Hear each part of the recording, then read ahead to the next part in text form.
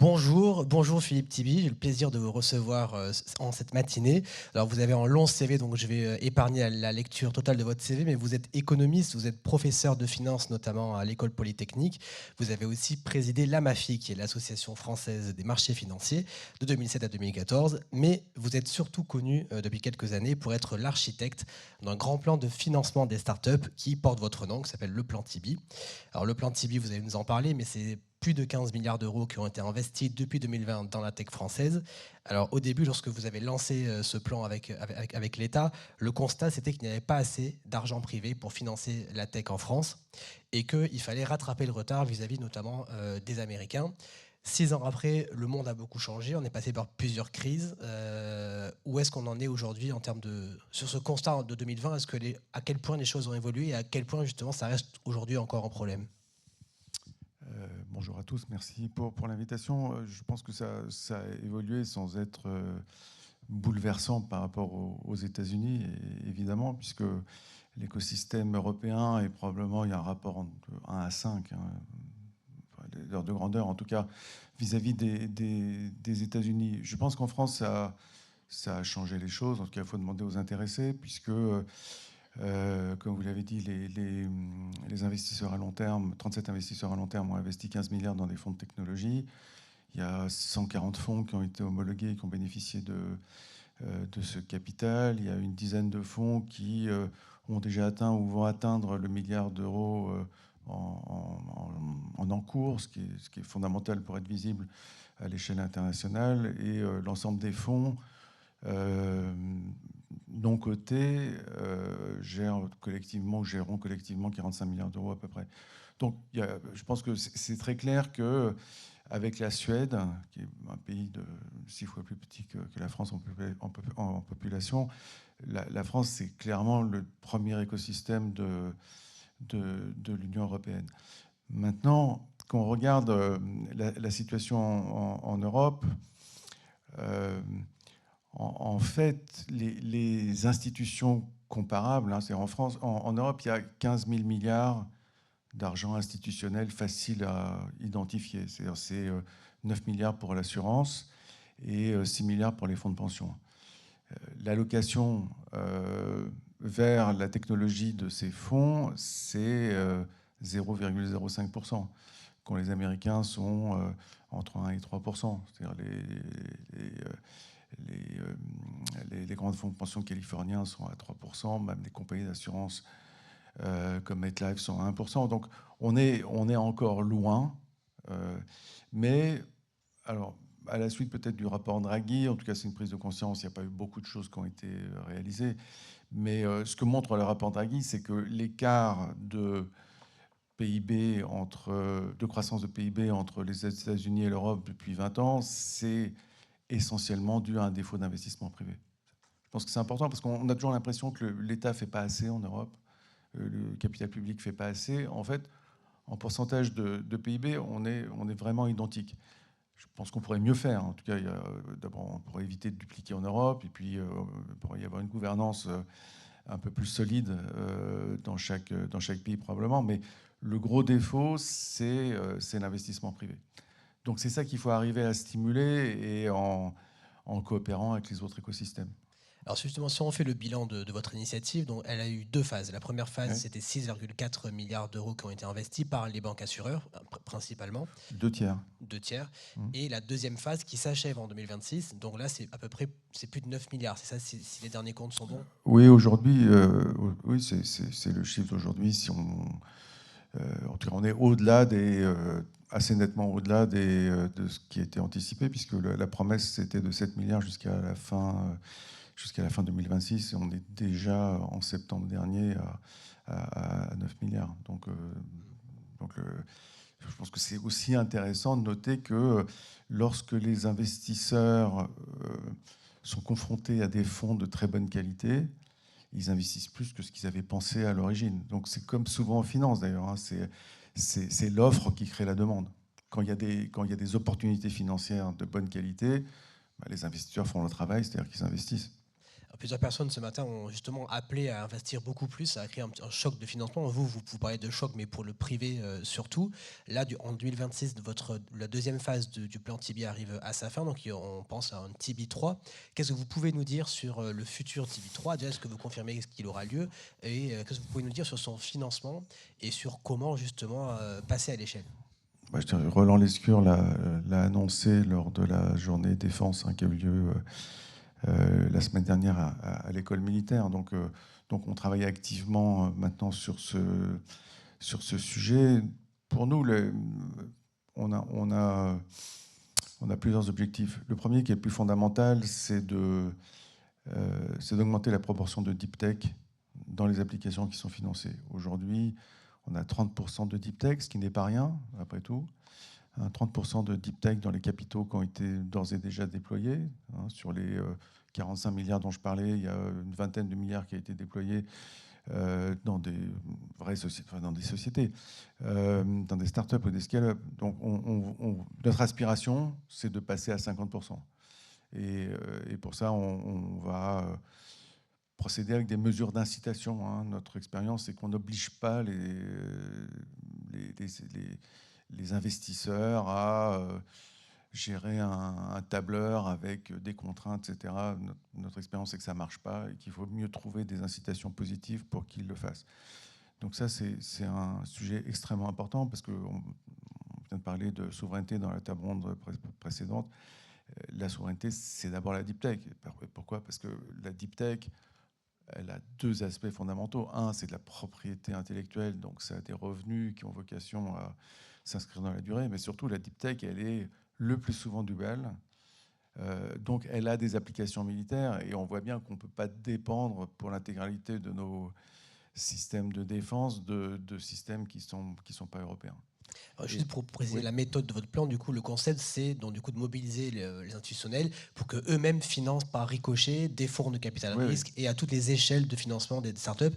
Et là, ce que vous dites, c'est que le focus stratégique à mettre, c'est les technologies de rupture, donc les deep tech, pour justement dans un enjeu de souveraineté de la France et de l'Europe. Exactement. Le deuxième enjeu, c'est de continuer à faire croître la taille des fonds parce que je disais tout à l'heure, à l'instant, qu'on avait une dizaine de fonds qui ont ou auront un encours d'un milliard d'euros, de dollars. On pense que c'est extrêmement important d'avoir des fonds qui se situent à cette taille parce que c'est ce qui donne une visibilité transcontinentale, en tout cas, qui dépasse l'Europe. C'est-à-dire, si vous voulez intéresser des Asiatiques, des fonds souverains, voire même des Canadiens, il faut qu'ils aient d'abord la diversification que permet ce type de fonds avec une taille qui fait la différence. Donc ça ne veut pas dire que c'est des fonds qui sont mieux ou meilleurs que des fonds plus petits ou des fonds early stage qui par nature sont plus petits, mais c'est très important d'être visualisé comme un pays qui est l'hôte de ce genre de fonds. Donc ça, c'est un objectif important. Et pour ça, on va aussi encourager les fonds à être plus ambitieux dans leur levée de capital. Donc, je trouve que un certain nombre de fonds se satisfont en fait des mécanismes réels qui existent en France et en Europe entre la BPI et les FEI et qu'ils pourraient, encore une fois, je ne suis pas à leur place, mais je pense que c'est le montant de capital, c'est vraiment important, c'est quantitatif peut-être, mais c'est le meilleur indicateur de puissance et de capacité à regarder des dossiers ambitieux. Donc nous, on veut aussi inciter les fonds à se doter des moyens d'une collecte internationale plus ambitieuse. Encore une fois, il s'agit d'incitation et je suis parfaitement conscient du fait qu'un fonds qui gère 200, 300 millions a beaucoup de mal à les collecter à l'international. Mais on souhaite en tout cas qu'il y ait peut-être un peu plus d'imagination dans les méthodes qui peuvent permettre d'y parvenir. Alors, il y a une question de quantité aussi de qualité. Quand on n'a pas les poches aussi profondes que les Américains ou les Chinois pour financer à tout va, est-ce que dans une optique stratégique de développer justement des champions européens, est-ce qu'il faut oser faire plus de paris, mais plus concentrés sur certains types d'entreprises ou alors choisir quelques champions potentiels dans l'IA, dans le quantique ou d'autres, et tout miser sur quelques gros champions pour essayer de faire des... Je pense que ça, c'est le rôle de l'argent public. l'argent privé, il cherche à trouver un couple rendement-risque qui le satisfait, et c'est pas la peine d'essayer de les convaincre de faire autrement, parce que c'est la responsabilité fiduciaire qu'ils ont auprès de leurs propres investisseurs. Vous êtes dans la salle, je pense qu'il y a beaucoup de personnes qui ont des livrets d'assurance vie. Je pense que la plupart des gens, d'après les études, attendent de leur livret d'assurance vie qu'ils délivrent du rendement. Donc je pense que c'est assez naturel que les assureurs et d'autres investisseurs privés soient très stricts sur ce point. Maintenant, c'est le rôle du capital public, et d'ailleurs c'est une des missions de France 2030, hein, de faire des paris qui sont des paris sur les technologies. Et effectivement, la difficulté qu'on a aujourd'hui sur un certain nombre de verticales, hein, alors vous avez parlé du quantique, ça peut être le nouveau nucléaire aussi, c'est qu'on a des technologies sur lesquelles il y a encore des questions scientifiques, et sur lesquelles les retours sur investissement sont un peu plus lointains. Donc nous, ce qu'on pense, c'est qu'il faut travailler avec le public pour trouver le moment où le privé peut prendre la relève. C'est-à-dire, moi, je m'attends à ce que le capital public dérisque, pas totalement évidemment, mais dérisque des projets scientifiques jusqu'au moment où le privé est capable de les appréhender. Et je pense qu'il y a deux voies. Il y a plus de capital public, mais on sait que le capital public est limité, donc ça veut dire effectivement faire des choix ou faire des choses en coopération avec d'autres pays européens pour mutualiser et éviter qu'il y ait 3 pays qui fassent la même chose. D'une certaine façon, toutes les initiatives sont valables, évidemment, mais on voit bien qu'on est dans un univers de contraintes. Donc ça, c'est la première voie.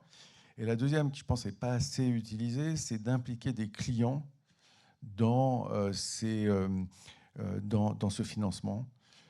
On a de certaines façons, on a 2 exemples, hein, qui sont Dassault et Harmattan AI.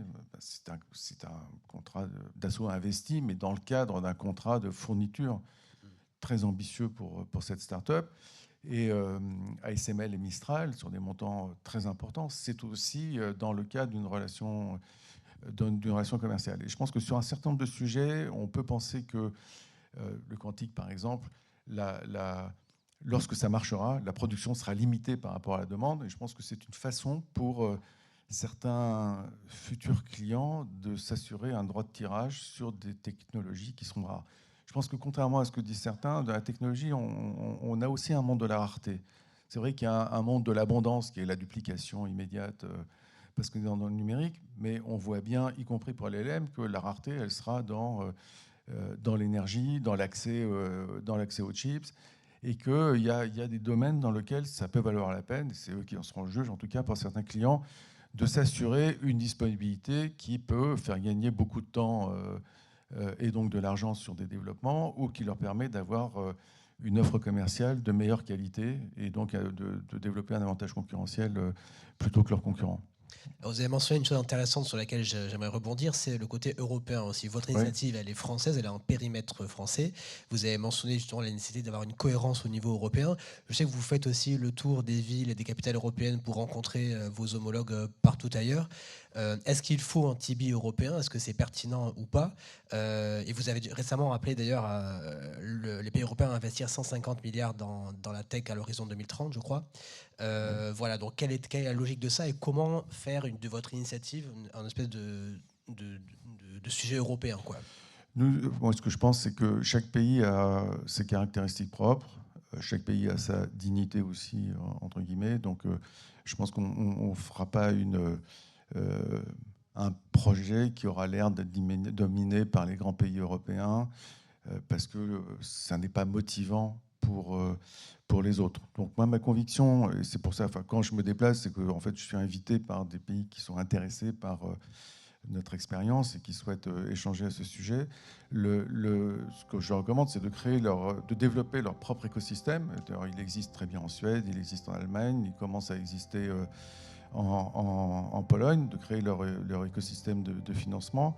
Et lorsque ce sera le moment, et ce n'est pas forcément dans très longtemps, de construire des plateformes communes, mais sous une forme fédérale, plutôt que d'avoir un sujet qui sera franco-allemand, parce que c'est les pays les deux plus importants de l'Union européenne économiquement et sur lesquels les autres seraient prêts de s'aligner, parce que ça ne se passera pas comme ça.